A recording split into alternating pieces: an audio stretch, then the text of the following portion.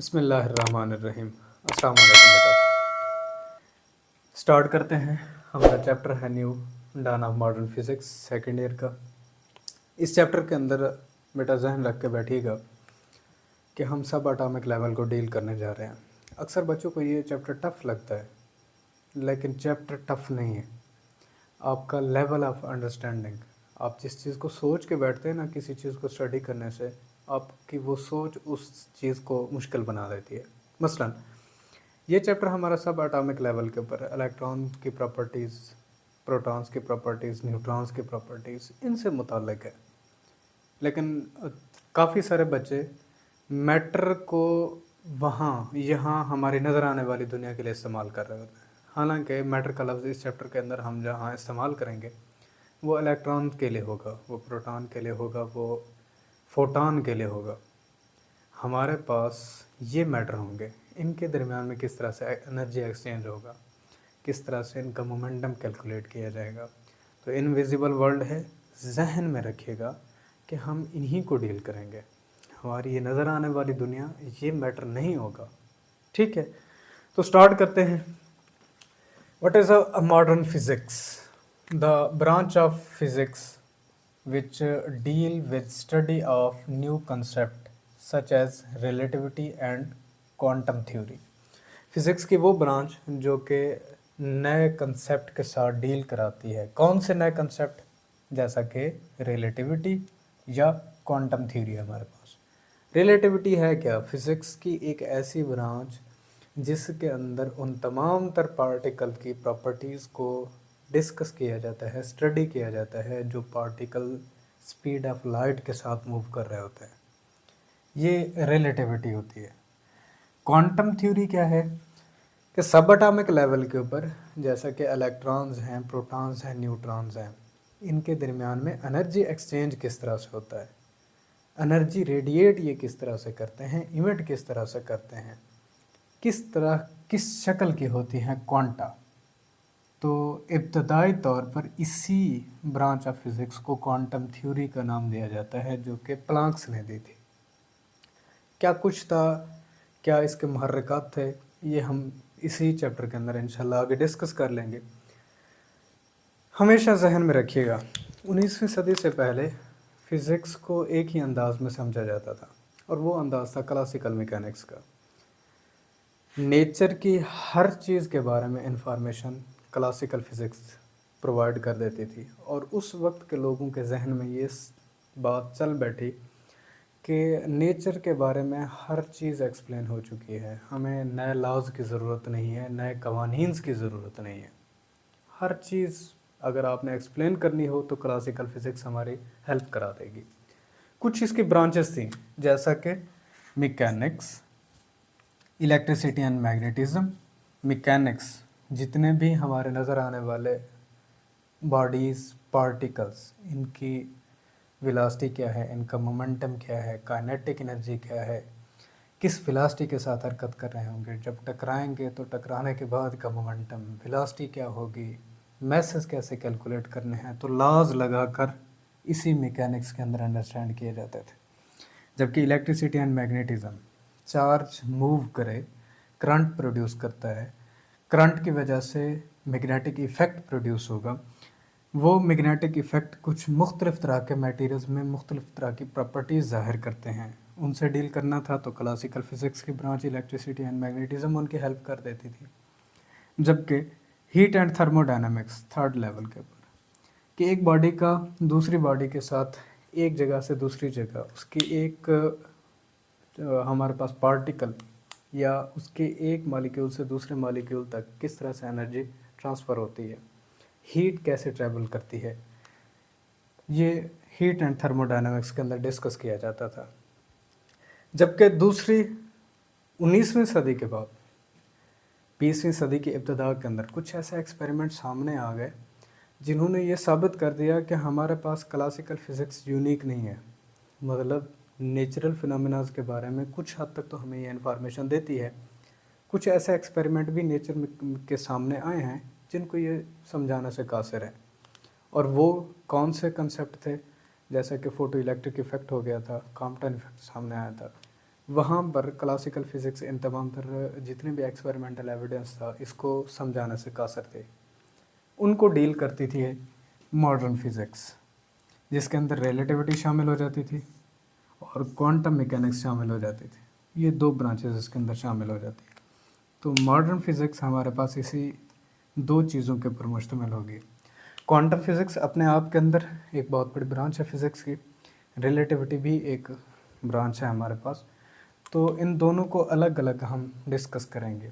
ये chapter physics के इस मेजर सब्जेक्ट क्वांटम मैकेनिक्स के काफ़ी सारे बेसिक इन्फॉर्मेशन भी हमें देता है। तो अगर आप आगे पढ़ना चाहते हैं तो इस चैप्टर को बड़े ध्यान से तैयार कीजिए। इसके अंदर काफ़ी सारे जो मेन कंसेप्ट हैं क्वांटम मैकेनिक्स के वो इसी के अंदर छुपे हुए हैं। 9th क्लास के अंदर हमने एक टर्म सीखी थी, क्या कि किसी भी जिस्म की स्टेट ऑफ जो रेस्ट है या स्टेट ऑफ मोशन ये रिलेटिव है, एब्सोल्यूट नहीं है। क्या मतलब कि एक जिस्म रेस्ट की हालत में है, ये कहना गलत है कि वो रेस्ट में ही है, ठीक, उसकी मोशन की हालत नहीं हो सकती, ऐसा बिल्कुल भी नहीं। कि बस की अगर एग्जांपल ले ली जाए, उसी बस के अंदर बैठे हुए जितने भी पैसेंजर्स हैं उनमें से अगर कोई एक पैसेंजर तमाम तर दूसरे पैसेंजर्स को ऑब्ज़र्व करता है तो वो उसके लिहाज से स्टेशनरी हैं, जबकि उसी बस के तमाम तर पैसेंजर को बाहर प्लेटफार्म के ऊपर ठहरा हुआ एक पर्सन, दूसरा आदमी जब ऑब्ज़र्व करता है तो सारे के सारे उसे मोशन की हालत में दिखाई देते हैं। तो हाँ, 9th क्लास में आपको यह समझाया गया था कि किसी भी जिस्म की रेस्ट की हालत हो या फिर मोशन की हालत, ये रिलेटिव होती है। कौन बंदा है, कौन पर्सन है, कौन ऑब्ज़र्वर है जो इसको ऑब्ज़र्व कर रहा है, उसके लिहाज से ही आप कह सकते हैं कि ये रेस्ट में होगा या मोशन की हालत में होगा। जैसे उसी बस के अंदर बैठा हुआ पैसेंजर तमाम तर रेस्ट की हालत में काउंट करता है और वो है भी बिल्कुल एक्यूरेट, जबकि बाहर ठहरा हुआ पर्सन उन तमाम तर पैसेंजर्स को मोशन में कहता है, वो भी हमारे पास ठीक है। तो दोनों अपनी अपनी जगह ठीक हैं। ऑब्ज़र्वर कौन है, किस तरह के फ्रेम ऑफ रेफरेंस में उनको देखा जा रहा है। तो यहाँ एक टर्म जहन में रखिएगा, रिलेटिव मोशन बेसिकली तौर पर है क्या? The continuous change of position of body with respect to other body और रेफरेंस पॉइंट, कि किसी जिस्म के पोजीशन में मुस्तकिल तब्दीली किसी दूसरे जिस्म के लिहाज से या किसी रेफरेंस पॉइंट के लिहाज से, इसको कहा जाएगा रिलेटिव मोशन। इसके बाद एक टर्म जहन में रखिएगा, concept of direction is relative. हमारे पास हत्ता कि डायरेक्शन का कंसेप्ट भी रिलेटिव हो जाता है। डायरेक्शन स्पेसिफिकली तौर पर हम वेक्टर क्वांटिटीज़ के लिए इस्तेमाल करते हैं, तो इसका मतलब जो डायरेक्शन है ये भी मोशन की तरह, अगर अजसाम के दरमियान में मोशन पाई जाए तो ये भी रिलेटिव हो जाती है।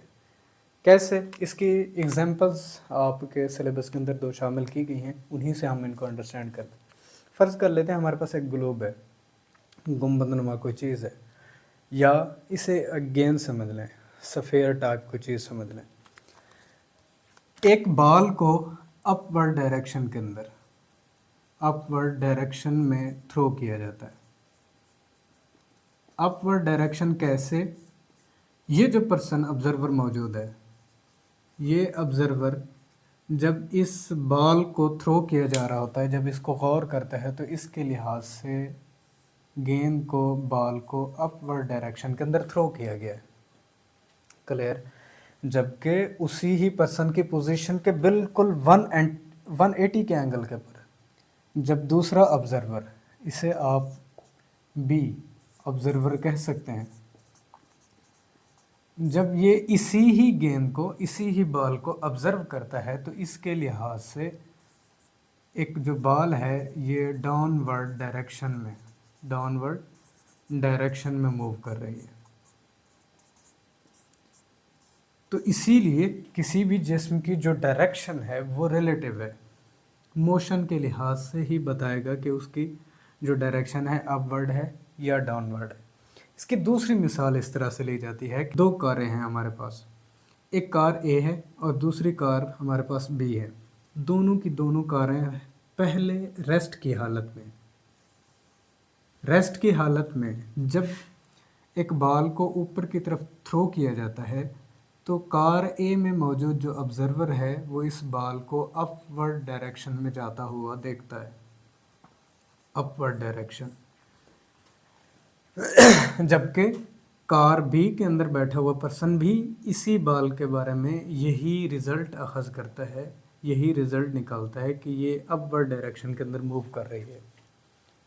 जबकि अगर कार ए को रेस्ट की हालत में कर दिया जाए और कार बी को वी स्पीड के साथ मूव करा दिया जाए, तो उस वक्त जब एक बॉल को थ्रो किया जाता है, बी के लिहाज से ये बॉल अपवर्ड डायरेक्शन के अंदर थ्रो की गई है, लेकिन चूंकि ए कार के अंदर बैठा हुआ ऑब्जर्वर रेस्ट की हालत में है, वो ऑब्ज़र्व करेगा कि ये बॉल एक पैराबोलिक पाथ के ऊपर, पैराबोला पाथ अडॉप्ट करती है, इस तरह से इसकी डायरेक्शन है, ये इस तरह से हरकत में आ रही है। तो इसीलिए कहा जाता है कि किसी भी जिस्म की जो डायरेक्शन है वो रिलेटिव रहेगी। आप डायरेक्शन किस के लिहाज से ले रहे हैं, फ्रेम ऑफ रेफरेंस क्या है, उसके लिहाज से ही डिसाइड होगा कि अपवर्ड डायरेक्शन है या डाउनवर्ड डायरेक्शन है। फ्रेम ऑफ रेफरेंस किसे कहा जाता है? एक मेयार जिसको सामने रखते हुए कैलकुलेशंस की जाएंगी, मेजरमेंट्स की जाएंगी। सादा जब इब्तदाई लेवल के ऊपर आप इसको गौर करना चाहते हैं तो ऐसा यूनिट दिए गए थे ना आपको, वो ऐसा यूनिट ही मेयार थे, उनको सामने रखकर, जैसा कि मास के लिए ऐसा यूनिट किलोग्राम बनाया गया और किलोग्राम का एक मेयार मुकर्रर किया गया कि हाँ भाई इतने कुछ चीज़ होगी तो ये 1 किलोग्राम है, इसको सामने रखें और मास की आप कैलकुलेशन करके दे सकते हैं। यूँ हमारे पास अगर क्वांटिटीज़ मैग्नीट्यूड के साथ डायरेक्शन रखें, स्पेसिफिकली तौर पर वेक्टर्स, उनको डील करने के लिए एक मेयार जो डिफ़ाइन किया जाता है, उस मेयार को कहा जाता है फ्रेम ऑफ रेफरेंस।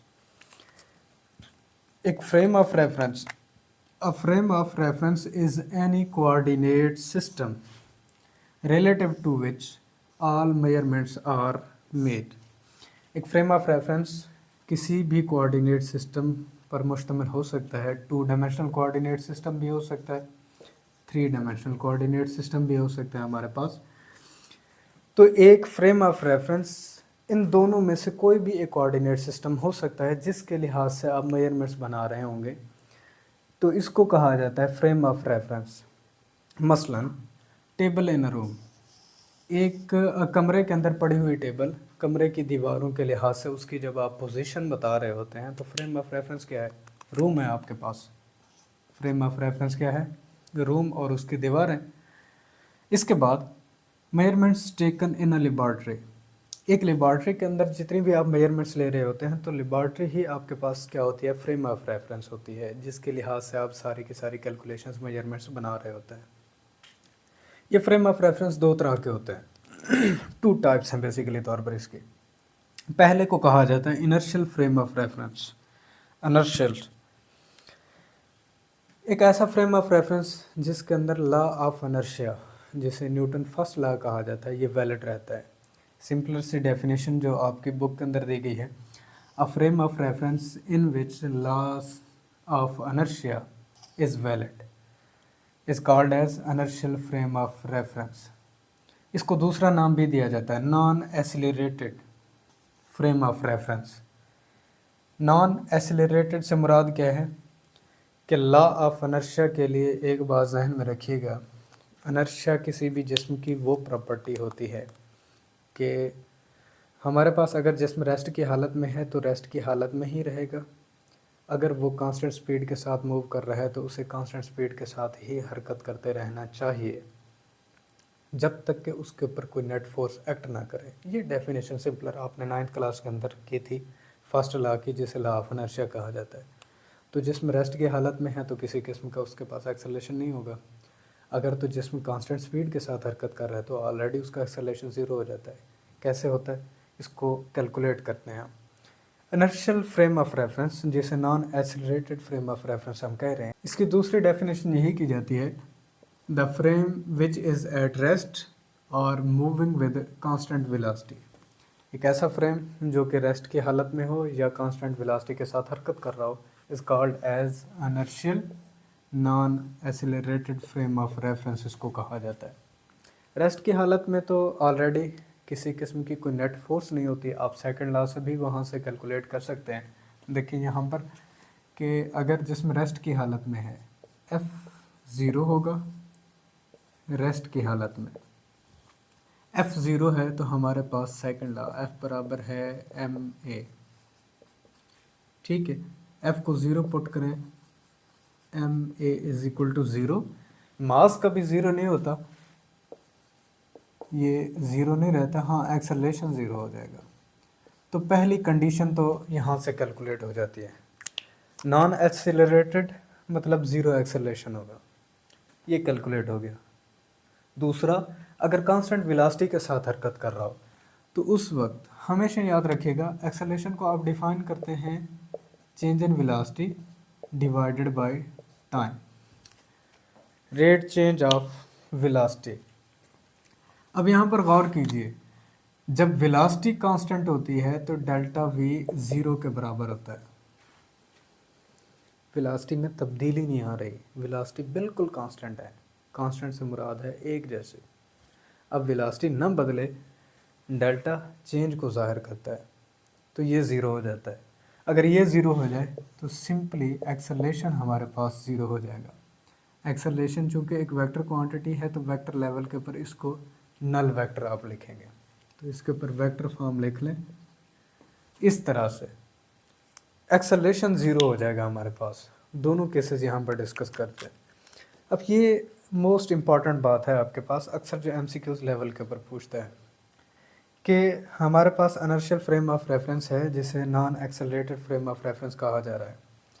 ए 0 है, रेस्ट की हालत में है तो नेट फोर्स 0, एक्सेलरेशन 0 हो जाता है। कांस्टेंट स्पीड के साथ हरकत कर रहा है तो अब भी इसके पास एक्सेलरेशन 0 होगा। दोनों तीनों MCQs ये यहाँ से बनाता है। तो आपने तीनों तरह की इसकी डेफिनेशन कर लेनी है, जिस तरह से भी आप इसको लिखना चाहें। आपके सिलेबस के अंदर एक लिखी गई है तो आप तीनों डेफिनेशन जहन में रखें, क्योंकि शॉर्ट क्वेश्चन और MCQs आपके इजी हो जाएंगे। एग्जांपल्स इसके कुछ देख लेते हैं। हमारे अर्थ जो है बेसिकली तौर पर, इसको inertial frame of reference consider किया जाता है, non accelerated frame of reference के लार्जर लेवल के ऊपर। हमारे चूँकि अर्थ एक कांस्टेंट स्पीड के साथ हरकत कर रही है तो इसका एक्सेलरेशन भी हमारे पास 0 हो जाता है, तो इसीलिए इसे inertial frame of reference consider किया जाता है। इसके बाद person in a car moving with constant velocity, moving with constant velocity,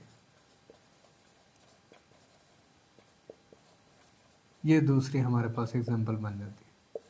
अब ये भी वो पर्सन जो कि एक कार में बैठा हुआ है और वो कार कांस्टेंट वेलोसिटी के साथ हरकत कर रही है, तो ये भी हमारे पास इनर्शियल फ्रेम ऑफ रेफरेंस बन जाता है।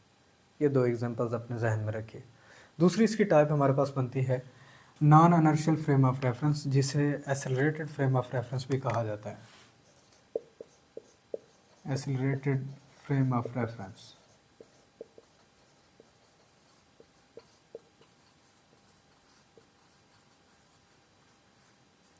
एक्सेलरेटेड फ्रेम ऑफ रेफरेंस एक ऐसा फ्रेम ऑफ रेफरेंस होगा जो कि चेंजिंग वेलोसिटी के साथ मूव कर रहा होगा।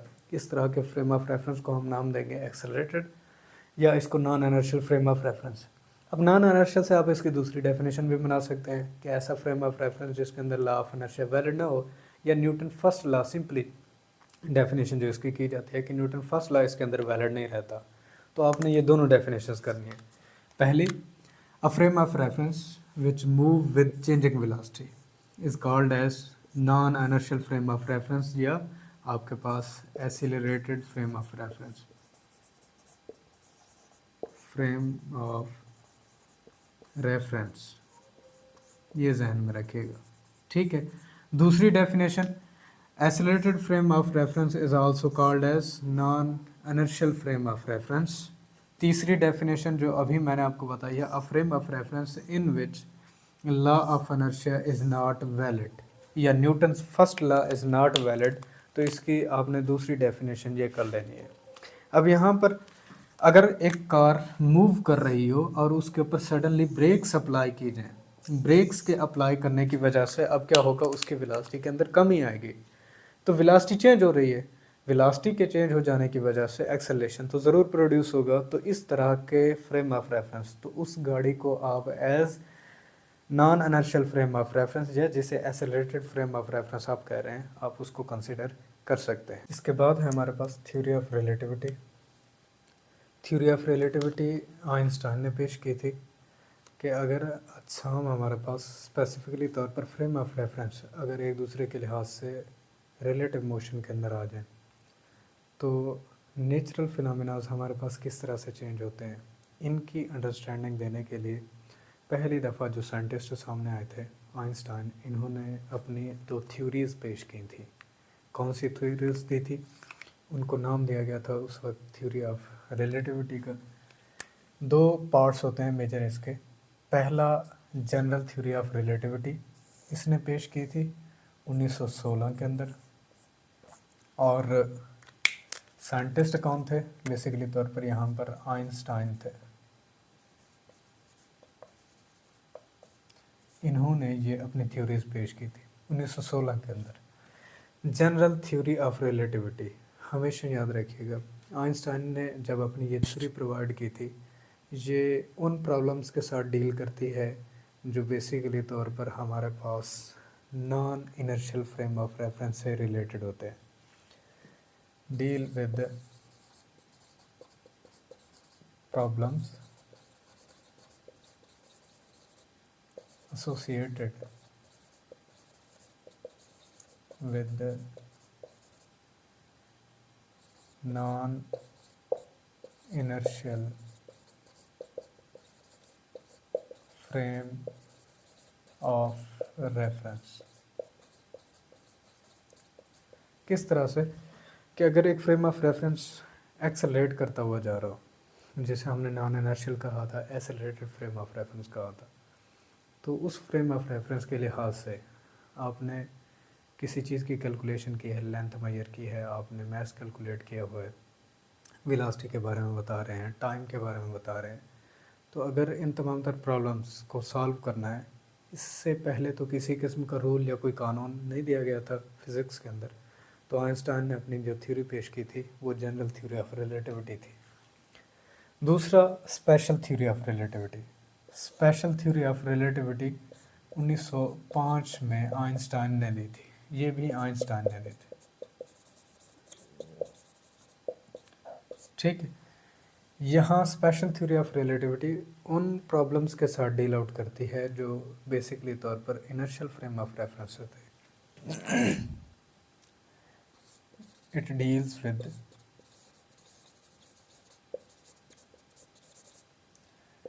problems associated with the inertial frame of references।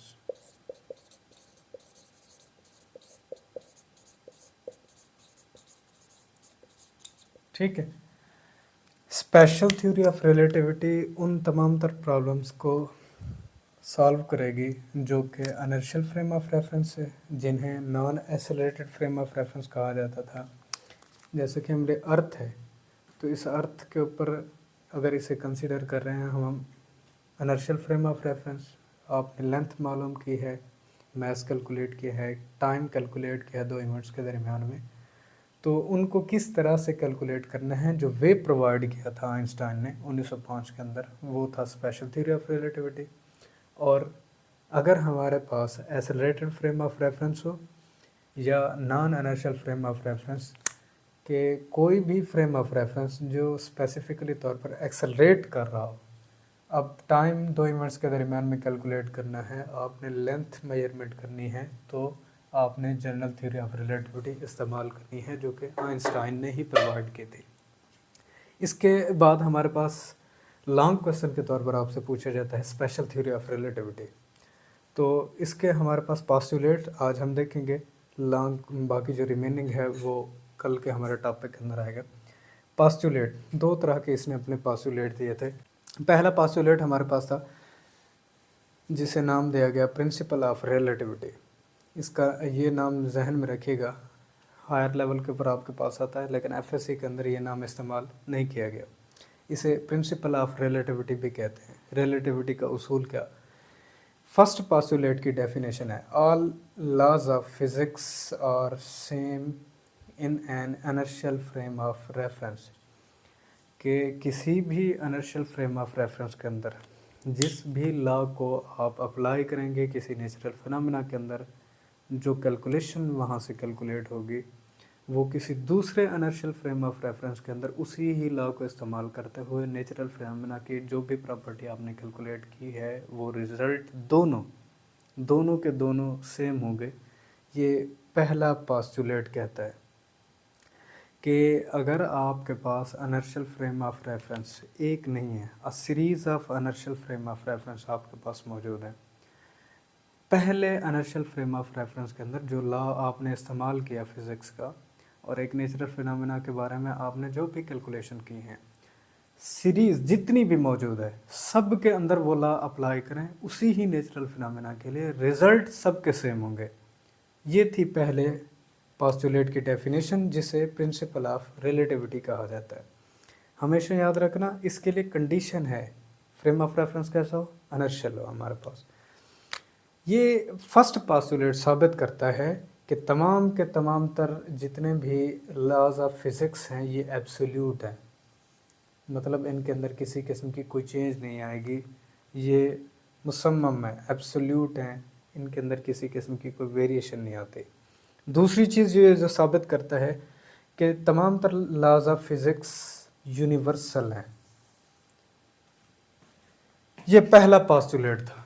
दूसरा पास्टुलेट इसी स्पेशल थ्योरी ऑफ रिलेटिविटी का, जिसे नाम दिया जाता है principle of constituency of speed of light. इस रूल के मुताबिक the speed of light is constant, ठीक है, लाइट की जो स्पीड है ये कांस्टेंट रहती है इन वैक्यूम के अंदर, in all inertial frame of reference in all directions.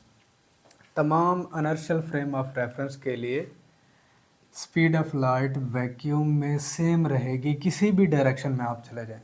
ये दूसरा पास्टुलेट है और इस पास्टुलेट को नाम क्या दिया जाता है? Principle of constancy of speed of light. अब यहाँ ये जो चीज़ है ये एक्सपेरिमेंटल एविडेंस था जो उस वक्त आइंस्टाइन ने पेश किया था। एक्सपेरिमेंटली तौर पर ऐसा देखने में आया कि वैक्यूम के अंदर हमेशा जो स्पीड ऑफ लाइट है ये हमारे पास कांस्टेंट रहती है। कैसे? इसकी एग्जांपल चूँकि आपके एफएससी के अंदर शामिल नहीं है, लेकिन मैं एग्जांपल से आपको ज़रूर समझाऊंगा। एक न्यूट्रल जो पाइऑन है, जब भी ये डीके करता है तो गैमा फोटॉन्स खारिज करता है, ठीक है। न्यूट्रल पाइऑन ऑफ लाइट के साथ मूव करते हैं, तो ये स्पीड ऑफ लाइट इन्हीं एक्सपेरिमेंटल एविडेंस से ही कैलकुलेट हुई थी, जो कि आइंस्टाइन ने अपने स्पेशल थ्योरी ऑफ रिलेटिविटी कि एक इनर्शियल फ्रेम ऑफ रेफरेंस को इस्तेमाल करते हुए वैक्यूम के अंदर जब आप लाइट की स्पीड को कैलकुलेट करते हैं ये हमेशा कांस्टेंट रहती है। ये दूसरा पास्टुलेट था। इसके बाद इन पास्टुलेट्स के कॉन्सिक्वेंसेस क्या निकलते हैं, अंजाम क्या आते हैं, रिजल्ट्स क्या बन जाते हैं, कौन सी हमारे पास चेंजेस आती हैं, ये इंशाल्लाह हम अपने नेक्स्ट लेक्चर के अंदर डिस्कस करेंगे। तब तक के इजाज़त दीजिए। अल्लाह हाफ़िज़।